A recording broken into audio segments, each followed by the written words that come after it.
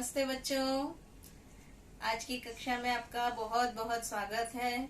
आज हम पहला ही पाठ शुरू करेंगे, कंटिन्यू करेंगे।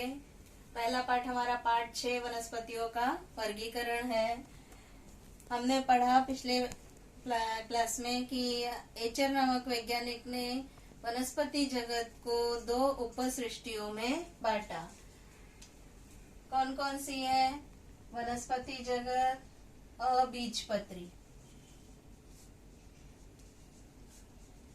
अबीजपत्री इसको बोलते हैं अपुष्प वनस्पति।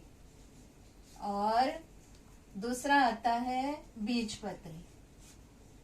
बीजपत्री वनस्पतियों को सपुष्प वनस्पतियां कहते हैं।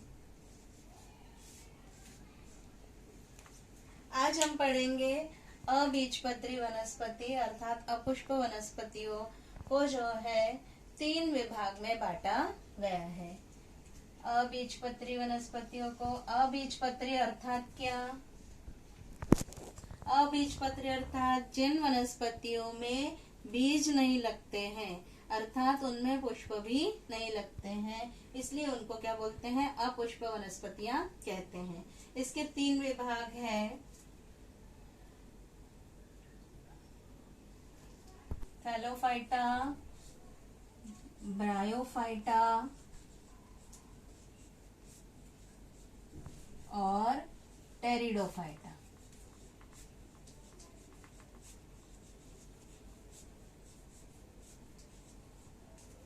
थैलोफाइटा, ब्रायोफाइटा और टेरिडोफाइटा। अब हम एक एक जो है विभाग की वनस्पतियों का जो है विशेषताएं पढ़ेंगे।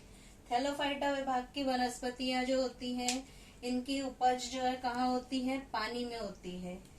और जो है एक कोशिकीय वनस्पतियां भी हो सकती हैं, ये बहुकोशिकीय वनस्पतियां भी हो सकती हैं। ये हरे रंग की वनस्पतियां होती हैं, अर्थात इनमें पर्णहरिम पाया जाता है। पर्णहरिम पाए जाने के कारण कौन सी वनस्पतियां होंगी? ये स्वयंपोषी वनस्पतियां होती हैं। स्वयंपोषी वनस्पतियों में ये वर्ग आता है शैवाल वर्ग में, इसलिए इसको रखा जाता है।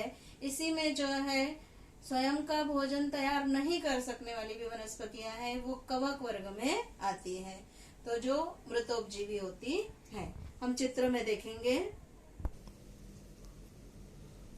उदाहरण जो है स्पाइरोगोयरा, अल्वा, कारा, यूलोथ्रिक्स, सर्गेसम, ये सारे जो है थैलोफाइटा विभाग के उदाहरण है।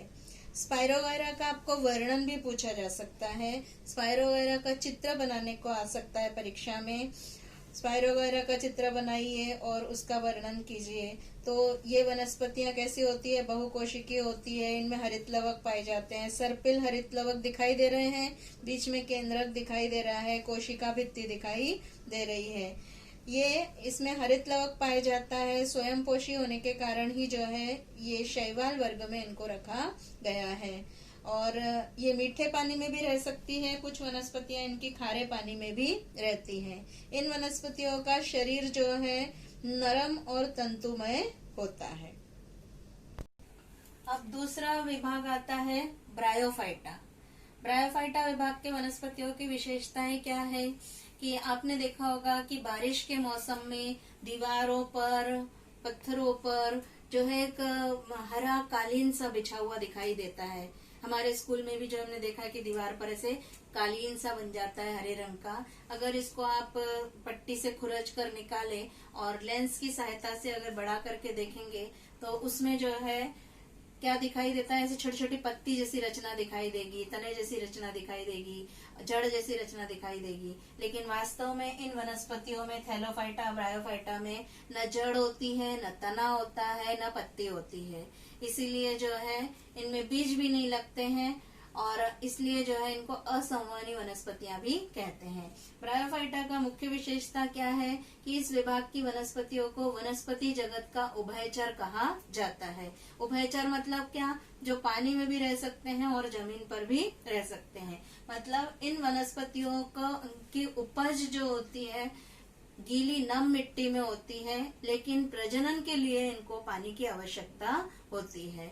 इसलिए जो है इस विभाग को उभयचर विभाग की वनस्पतियां कहा जाता है। उदाहरण के लिए फ्यूनेरिया है, मॉस है, इनमें भी जो है हरित लवक पाया जाता है। इसलिए जो है पर्णहरिम पाए जाने के कारण ये अपना भोजन स्वयं तैयार करती है। चित्र में देखिए, फ्यूनेरिया, मार्केंशिया, एंथोसिरोस, इसमें जो है फ्यूनेरिया में भी दिख रहा है, इसको मॉस भी कहते हैं। इसमें देखिए पत्ती जैसी छोटी छोटी रचना दिखाई दे रही है, वास्तव में ये पत्तियां नहीं है, जड़ जैसी छोटी छोटी रचना दिखाई देती है, लेकिन वास्तव में ये जड़ें नहीं है। इसलिए इसको मूलाभास, मतलब जड़ का जैसा आभास हो रहा है, और तने जैसी भी रचना दिखाई देती है, लेकिन न जड़ है, न तना है, न पत्ती इसमें पाई जाती है। ये सारी जो है वनस्पतियां चपटी होती हैं, रिबन के जैसी होती है, लंबी होती है। मार्केंशिया, एंथोसिरोस भी होता है। इनमें जो है बीजाणु निर्मित से प्रजनन होता है। सबसे ऊपर देखिए सारी वनस्पतियों के संपुटिका दिखाई दे रही है। इस संपुटिका में जो है बीजाणु निर्मित होते हैं। जब बीजाणु जमीन पर गिरते हैं तो नई वनस्पति का निर्माण होता है। तीसरा विभाग आता है टेरिडोफाइटा। टेरिडोफाइटा विभाग की वनस्पतियां जो होती हैं, आपने बगीचे में जो है बागों की शोभा बढ़ाने वाली वनस्पतियां देखी होंगी, उसमें पर्णांग वनस्पति देखी होगी।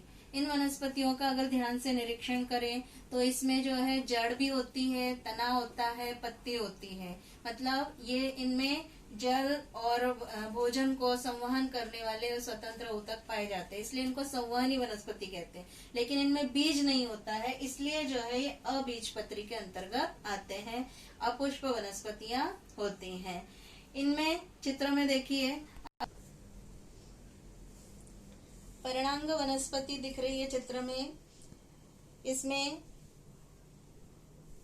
जड़ें भी दिखाई दे रही हैं, तना भी दिखाई दे रहा है, पत्तियां भी दिखाई दे रही हैं। अगर पत्ती के निचले भाग में अगर देखते हैं तो देखिए इसे भूरे भूरे रंग के जो है चकत्ते दिखाई दे रहे हैं। ये जो है इसकी क्या होती है, बीजाणुधानियां होती हैं। इन बीजाणुधानियों के कारण ही जो है इनमें प्रजनन होता है। उदाहरण इसके हैं fern, Nephrolepis, Marsilea, Pteris, Adiantum, Equisetum, Selaginella, Lycopodium, ये बहुत सारी वनस्पतियां इसके अंतर्गत आती हैं।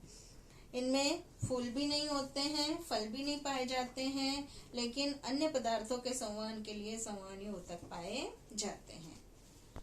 इस प्रकार हमने देखा थैलोफाइटा, ब्रायोफाइटा और टेरिडोफाइटा विभाग की वनस्पतियों की विशेषताएं देखी, इनके उदाहरण देखे। अभी जो है आपको इन वनस्पतियों की विशेषताएं और उदाहरण लिखना भी है और याद भी करना है। हम अगली क्लास में जो है पढ़ेंगे बीजपत्री सपुष्प वनस्पतियां का वर्गीकरण हम पढ़ेंगे। धन्यवाद।